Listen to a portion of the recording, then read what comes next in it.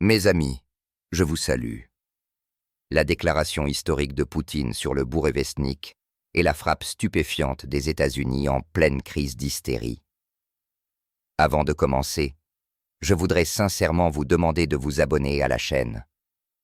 Votre abonnement contribue au développement de la chaîne. Lorsque Poutine s'est avancé à la tribune, personne ne s'attendait à ce que quelques phrases fassent trembler tout l'establishment occidental. Il parlait calmement, sans élever la voix, mais chaque mot sonnait comme une sentence pour le vieux monde. Il a déclaré que la Russie avait achevé le cycle d'essai du missile Bourevestnik et que ce système était désormais prêt au service de combat. Mais l'essentiel n'était pas là, mais dans la manière dont il l'a dit. Sans menace, sans pression, comme s'il s'agissait de quelque chose d'évident qui ne nécessite pas de preuves.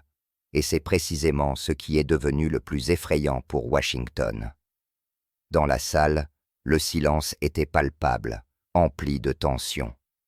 Poutine a parlé du fait que la Russie ne se contente plus de se défendre, mais qu'elle établit un nouvel équilibre.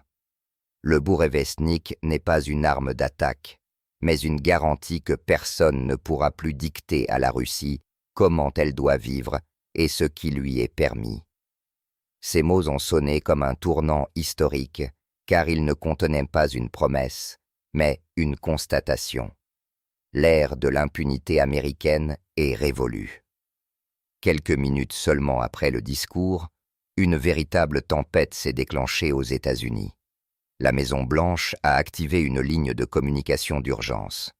Le renseignement américain a demandé à ses satellites les dernières images des polygones russes.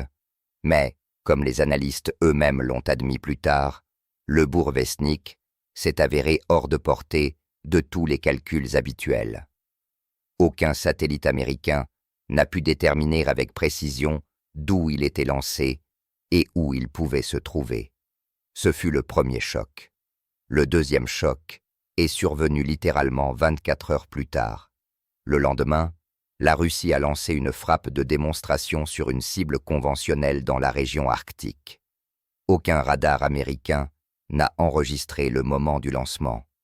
Ce n'est que 20 minutes plus tard que des signaux d'alarme ont clignoté sur les écrans du Pentagone. Le missile a parcouru des milliers de kilomètres, fait le tour du monde et atteint sa cible avec précision.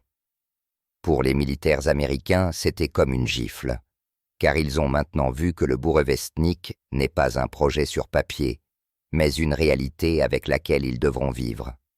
Le Pentagone était paralysé.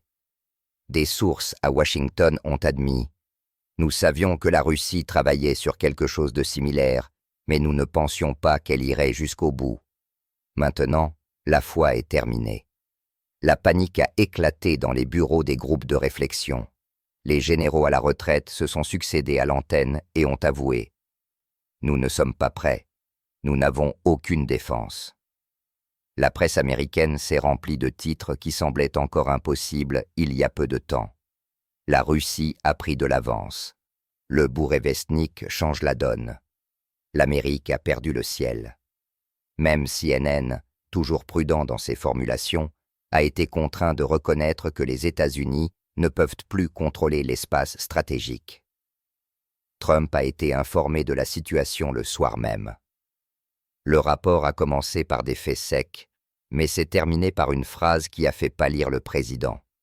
Aucun élément du système de défense antimissile américain n'est en mesure de garantir l'interception de ce missile.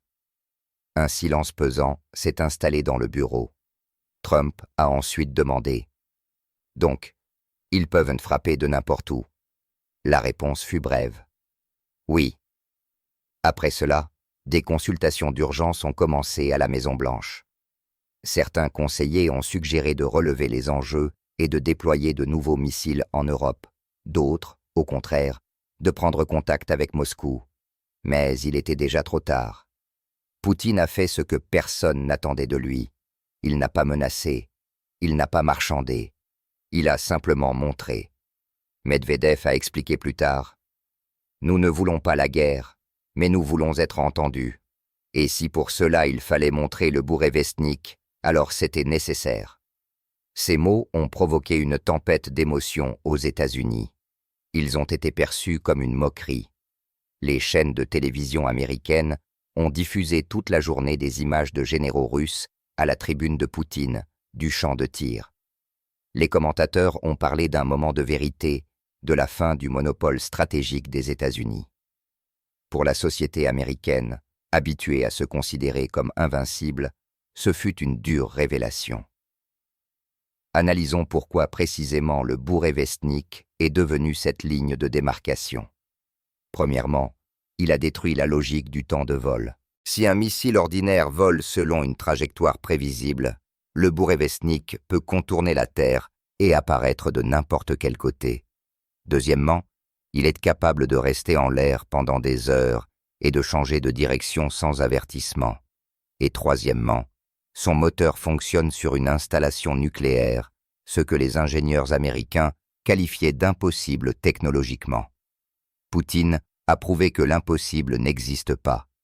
Il a dit littéralement ce qui suit. Si quelqu'un pense qu'il peut nous faire chanter avec des missiles, qu'il se souvienne que la Russie sait rendre l'impossible possible. Cette phrase est devenue virale. Aux États-Unis, elle était citée avec crainte et en Russie avec fierté. Le lendemain de sa déclaration, Poutine s'est exprimé à nouveau, cette fois devant les militaires. Il a déclaré « Le monde doit comprendre qu'on ne peut pas parler à la Russie avec le langage des menaces. Nous ne menaçons personne, mais nous sommes prêts à répondre à toute folie. » Et c'est précisément après ces mots que s'est produite cette frappe stupéfiante. Les forces russes ont mené une opération dont les détails n'ont pas encore été divulgués. Mais une chose est sûre, une cible a été détruite. Elle était contrôlée par des instructeurs étrangers. Officiellement, elle a été qualifiée d'installation militaire liée à la préparation d'attaques contre les intérêts russes. À Washington, ils ont compris de quoi il s'agissait. C'était un signal court, précis, sans équivoque. Le Pentagone a immédiatement déclaré qu'il était préoccupé par l'escalade. Mais, comme l'ont souligné les analystes russes, ils auraient dû s'inquiéter plus tôt, lorsqu'ils ont créé des crises dans le monde entier.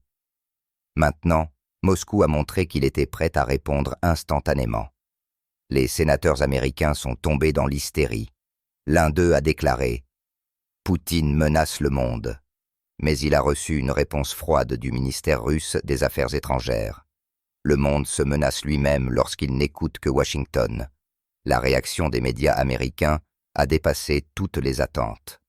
Certains ont exigé d'augmenter le budget militaire, d'autres de s'asseoir d'urgence à la table des négociations. Mais l'ambiance générale était la peur. Aux États-Unis, pour la première fois depuis de nombreuses décennies, ils ont senti qu'ils ne pouvaient pas dicter. Pendant ce temps, le silence régnait en Europe. Les dirigeants des pays de l'Union européenne se sont limités à des phrases toutes faites sur la nécessité de faire preuve de retenue, mais derrière les portes closes, tout le monde comprenait que la donne avait changé. La Russie dicte désormais les conditions. Pendant ce temps, la Chine, l'Inde, le Brésil, tous les pays fatigués de la dictature américaine ont salué la déclaration de Poutine. À Pékin, ils ont dit clairement « La Russie a montré que la sécurité doit être mutuelle et non unilatérale. » Les analystes occidentaux ont tenté de trouver une explication rationnelle, mais la réponse est simple.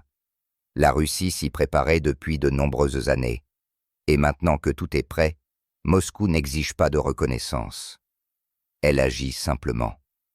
À Washington, on parle de crise de confiance. Mais ce n'est pas une crise, c'est le prix à payer pour des années d'arrogance. Lorsque les États-Unis ont détruit des traités, imposé des sanctions, menacé le monde entier, ils pensaient qu'ils resteraient impunis. Mais maintenant, le monde a vu que la Russie a une réponse. Le Bourevestnik est devenu le symbole d'une nouvelle ère.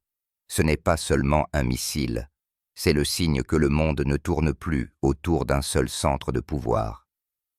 Et quels que soient les efforts des politiciens américains pour dissimuler leur peur derrière des phrases retentissantes, cette peur se lit dans leurs yeux.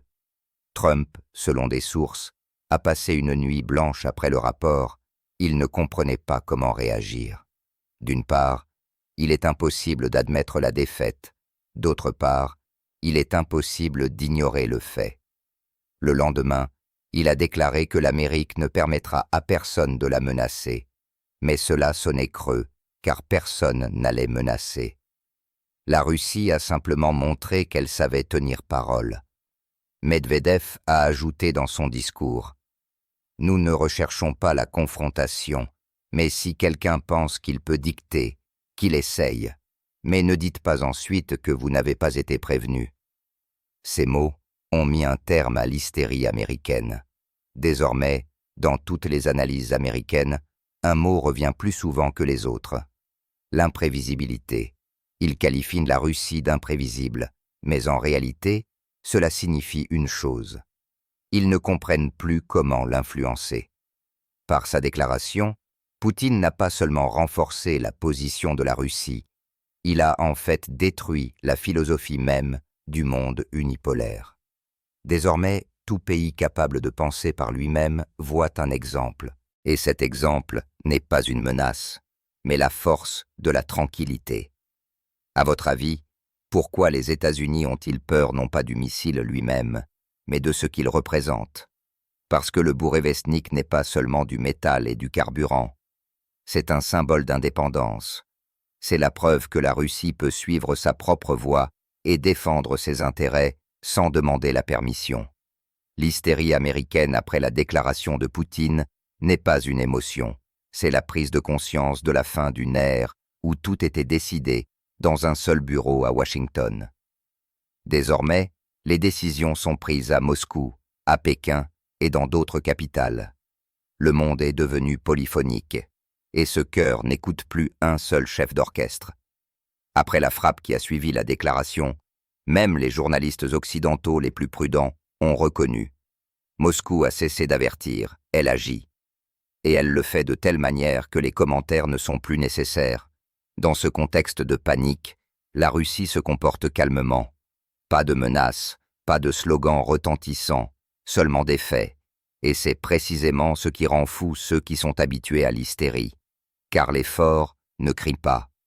Désormais, même les alliés des États-Unis se demandent « Si l'Amérique ne peut pas se défendre contre le Bourevestnik, pourra-t-elle les protéger ?» Cette question est restée en suspens, et il n'y a pas de réponse. Poutine a terminé son discours par une phrase courte. « Nous ne voulons effrayer personne, mais nous voulons être entendus. » Et c'est devenu le principal message de l'époque. Le monde a entendu. Et celui qui fait semblant de ne pas avoir entendu a simplement peur de l'admettre. À votre avis, l'Amérique pourra-t-elle accepter le nouvel ordre ou tentera-t-elle à nouveau de faire revenir un passé qui n'existe plus? Écrivez ce que vous en pensez, car nous assistons actuellement à la naissance d'une nouvelle réalité. Et être témoin de cela, c'est déjà de l'histoire. La Russie a montré que sa parole n'est pas un son, mais une action, et le Bourevestnik est devenu ce symbole qui a changé la donne pour toujours. Ms.